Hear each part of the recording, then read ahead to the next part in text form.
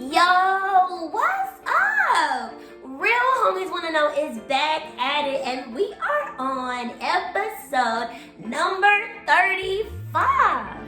Today is gonna be all about intersectionality.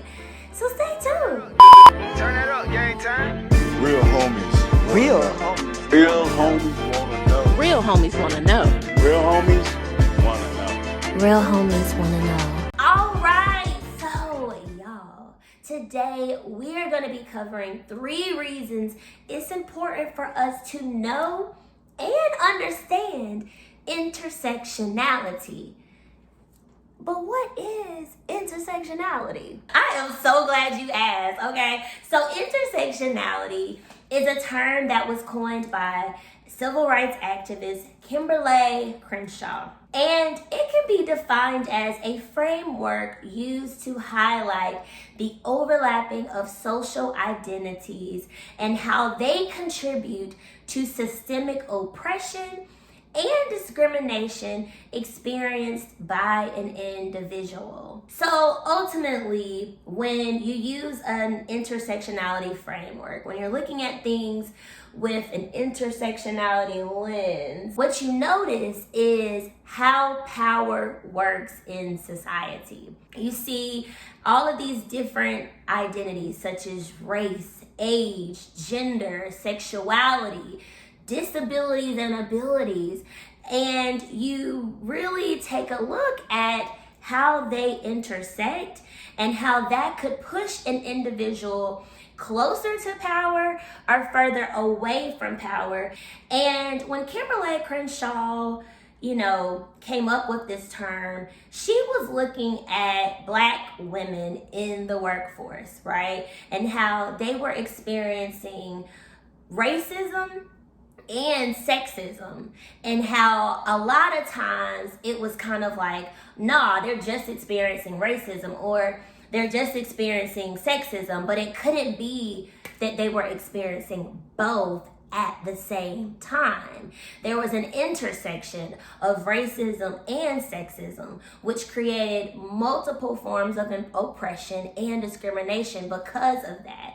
So when we look at intersectionality and we see the intersection of ageism and racism, or sexism, ageism, racism, or ableism and racism, when we look at all of those intersections, the one thing that really stands out is the power and control that continues to hold these people in that type of position versus providing some sort of freedom and solution that can help everyone as they continue aging, right? I've been looking at all of these intersections and really zooming in on how it does have an impact on our aging experience from childhood all the way into elderhood. And sometimes it can be challenging for us to make those connections, or even with figuring out how to overcome those different challenges that come our way. So that leads into why it's important for us to know and understand intersectionality. And in Kimberly Crenshaw's TED Talk, where she said, if we can't see a problem, we can't fix a problem. And when we use an intersectionality framework, we see tons of problems, which then gives us the opportunity to figure out a way to fix it. First reason it's important for us to know and understand intersectionality is because it gives us an opportunity to really zoom in on what our unconscious biases are.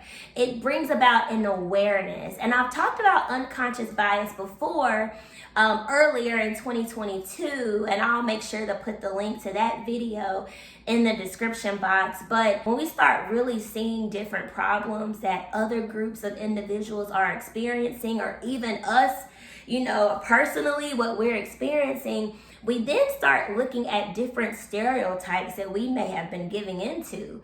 And we also see the different stereotypes that were fueled because of these problems, and just things that we may not have never thought about. We think about when we look at intersectionality as a whole.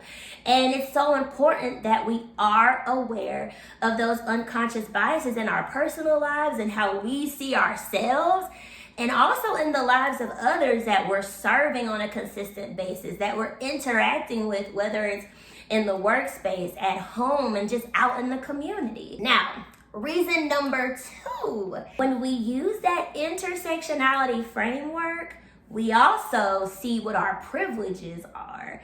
So in addition to understanding the disadvantages that many people are placed in because of these intersections, we also see where the privilege lies in all of this. And you know how I mentioned power? Depending on your space in society and which social identities are attached to you, you know, those social constructs, which ones are attached to you, will either show you being closer to power or further away from power. And when you can identify how close you are to power, your privileges, depending on where you are and who you are around, you can then say, wait a minute, with my privilege, what can I do with these problems that I see? And just a side note, I am in the second cohort of the American Society on Aging Rise Fellows program, which is a program that was created for people of color who work in the field of aging.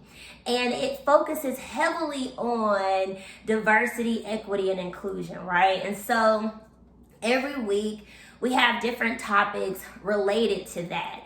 And we have speakers who, you know, come in and also speak with us, and we hold conversations with them. And Dr. Keith Early spoke with us twice, actually. But the first time that he spoke, he talked about privilege and how a lot of times we zoom in on our disadvantages, but rarely do we take a look at the privileges that we might have, right? And it may not always be like a pretty little picture, but there lies some privileges. And how are we using those? When we're in the workplace, how are we using that privilege? Are we saying, hey, we excluded a group from this conversation and we really need to bring them in? Or, hey, that language is not age inclusive, and I don't think it would be a good idea for us to be representing something that's excluding people of all ages, right? You can use that privilege in a way that could produce change. So it's just really giving us the opportunity to acknowledge our privilege in all of this and using those privileges for the benefits of others, you know, where we see fit. Now, reason number 3. With all that I just said, one of the biggest things that we can do, or one of the biggest ways that we can produce change, is by amplifying the voices of others. When we hear these stories from so many different people, it gives the opportunity for us to then amplify that voice. I'm sure you may have heard or seen how, you know, people say, yes, I want to be the voice for them. Or we want to give them a voice. We don't have to do any of that. We can just let that person talk, and that's enough right there. That's amplifying their voice, using their voice, their story, to share how these different intersections that they may not have even been aware of have impacted their lives. And then it's like, dang, that's jacked up. Something needs to be done about this. And I don't mean necessarily on this like large platform when I say amplifying voices. It could just be as simple as in your family, when you're just connecting with a loved one and you're just saying like, so what happened? And giving them that space amplifies their voice, right? And create something in them and in you that says like, I'm overcoming, I overcame, I'm still moving, and you know, even though this, and this is coming against me, all of that, right? So those are my 3 reasons why we need to know and understand intersectionality. I feel like I could say so much more to really get it in there, but I don't want to bore you with it. Anyway, the thing about intersectionality is it is complex. complex. It's just a lot. All I want to do is really just, again, like I really try to do in all of my videos, is provoke thought. I'm passionate about learning how these different things overlap in our lives and how that affects us, and looking at the different systems that were put in place to put a lot of people in positions where there weren't really opportunities for justice, and where there was a lot of violence involved and mistreatment and things that affect our health care, our health, our socioeconomic status, all of these things. So I'm really passionate about it, which is why I am going to continue bringing videos your way about intersectionality, with hopes that it will make you be like, dang, hold up, oh wait, what? And figure out how you can apply that to your life and the lives of your family members and whoever else you talk to, right? So that is all I have for you. If you found value in this video and you have not subscribed, make sure that you tap that subscribe button and that little bell next to it so that you can get notifications when I bring another video your way, okay? In the meantime, in between time, you be blessed, and thank you so much for watching. Bye. Turn that up, game time.